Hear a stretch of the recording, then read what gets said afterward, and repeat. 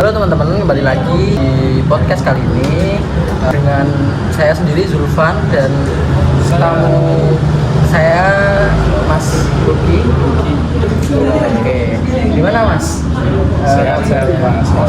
Aduh, selamat malam ini panas banget ya Pak ya. Aduh.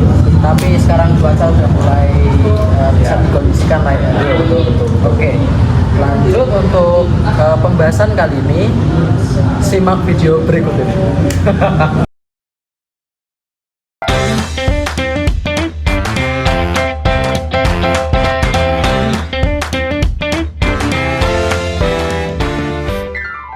Jadi pembahasan kali ini kita akan membahas tentang benang kusut korupsi tekstil di Batam, teman-teman.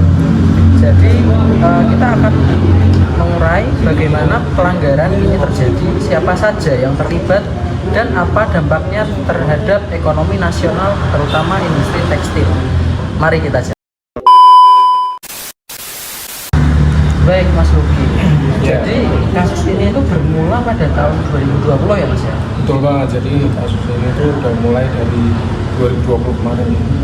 Oke, jadi itu ngomongin dari awal nih, ketika Kejaksaan Agung mengendus adanya kejadian dalam aktivitas impor tekstil Batam ke Jakarta, dua perusahaan ini tuh catat mengimpor tekstil dalam jumlah besar ya Mas?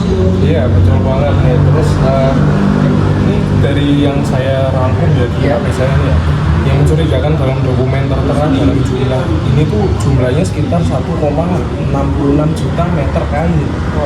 Tapi setelah ditemukannya dalam jumlah sebenarnya itu sampai 3,3 juta meter, dua kali lipatnya malah itu. Jadi banyaknya yang dilapori. Terus ini itu jelas indikasinya adanya manipulasi data berarti Pak. Berarti memang sudah terlalu besar gitu ya Mas ya kasusnya.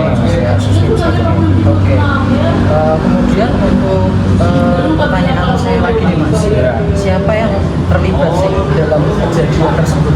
Jadi dalam kasus ini yang terlibat itu nggak tanggung-tanggung. Jadi itu ada 4 ini. Sebentar saya cek dulu ya. Baik. Oke, jadi yang pertama itu ini nih, Kejaksaan Agung itu menetapkan ada 5 tersangka sebenarnya. 4 diantaranya yang pertama itu pejabat bea cukai aktif di Batam. Terus mulai dari kepala gudang hingga kepala seksi di beberapa divisi. Semuanya itu diduga memainkan peran penting dalam meneruskan praktik legal ini, Pak. Berarti mereka itu sudah merencanakan sejak awal dan mereka sudah membagi tugas satu sama lain ya. Jadi mereka juga diduga untuk ini tuh mereka itu menerima suap atau gratifikasi itu. Lainnya itu agar menutup mata terhadap ketidaksesuaian dokumen impor tersebut.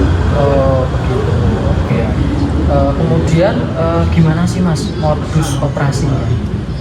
Oke, modusnya ini juga sudah saya rangkum juga. Jadi modusnya di sini itu klasik tapi efektif. Yang pertama, barangnya itu dikirim dengan dokumen yang sudah jelas atau dikirimkan. Artinya jenis kain, jumlah, hingga nilai diturunkan dalam laporan. Terus kemudian karena Batam ini adalah kawasan perdagangan bebas ya Pak. Ya. Pengawasan cenderung longgar juga. Habis itu barang-barang itu dikirim dari Jakarta seolah-olah Jakarta itu ilegal, jadi nggak kelihatan gitu Pak. Jadi semuanya itu aman. Oke.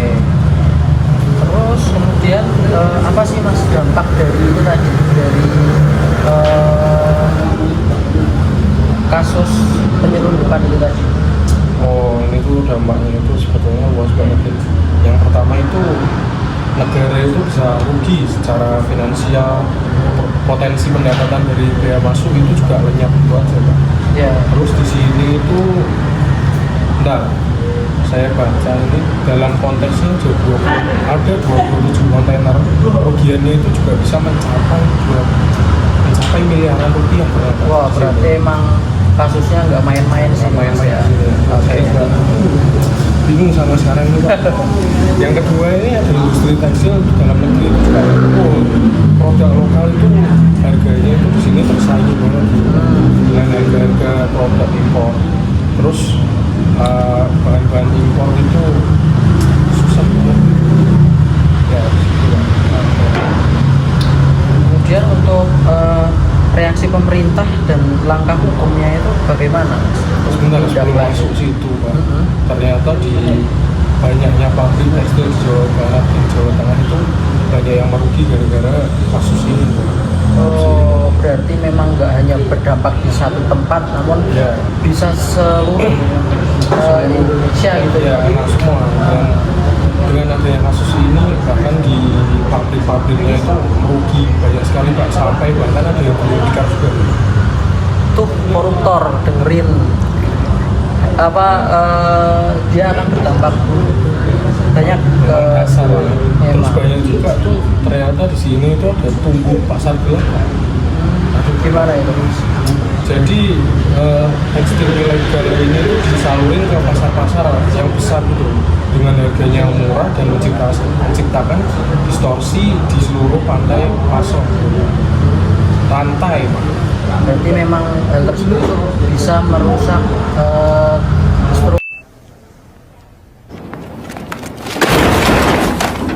jadi pertanyaan yang sebelum Mas Luki jawab tadi untuk reaksi pemerintah dan langkah hukumnya itu nanti bagaimana Mas untuk tindak lanjut? Kementerian Keuangan itu menyatakan mendukung penuh proses hukum terhadap para tersangka ini. Terus, saya juga kurang lupa sih Pak sebenarnya. Ya, karena memang materinya banyak ya Mas ya. Materinya banyak banget. Iya. Apalagi kan kita 10 menit juga kan. Betul sekali. Jadi Dirjen Bea Cukai saat itu dari Pak Budi menegaskan komitmen untuk transparansi dan integritas. Selain itu dilakukan juga evaluasi fasilitas perdagangan di kawasan Batam dan penguatan sistem pengawasan internal. Tujuannya agar kasus seperti ini itu nggak keulangin lagi Pak. Ya. Oke, kemudian untuk kejaksaan sendiri itu menggali keterlibatan pihak lain itu bagaimana Pak? Jadi itu ini dari materi yang telah saya rangkum itu kemungkinan adanya backing dari pusat atau perusahaan-perusahaan besar yang lain. Oh, betul. Kemudian apa sih yang bisa kita pelajari Dari kasus ini yang bisa kita pelajari itu ini tuh menunjukkan betapa rawannya sistem kepabeanan kita terhadap praktik suap dan manipulasi di Indonesia itu. Memang kasus ini tuh sangat memperhatikan sekali. Iya. Sangat-sangat, aduh gimana sih ini bea cukainya, itu pabeanan cukai dasar. Padahal pemerintah itu dipercaya untuk menyongsong masyarakat menjadi Memang lebih baik. susah Pak. Iya, memang. Ini juga bisa jadi pelajaran penting ya Pak buat kita semua. Iya. Ini itu bahwa integritas itu tidak hanya diperlukan di level pimpinan, Betul, tapi juga di level operasional harian itu juga perlu banget kita bisa. Benar. Karena memang itu sangat berpengaruh untuk masyarakat, tidak hanya di perseorangan tapi di seluruh masyarakat itu sangat berpengaruh. Betul. Ya, Jadi buat kamu semua nih ya, yang lagi belajar ekonomi, hukum atau bisnis, kasus ini, ya maaf suara motor, kasus ini ya bisa jadi contoh nyata dengan antara regulasi dan praktik lapangan. Bagaimana Tuhan bisa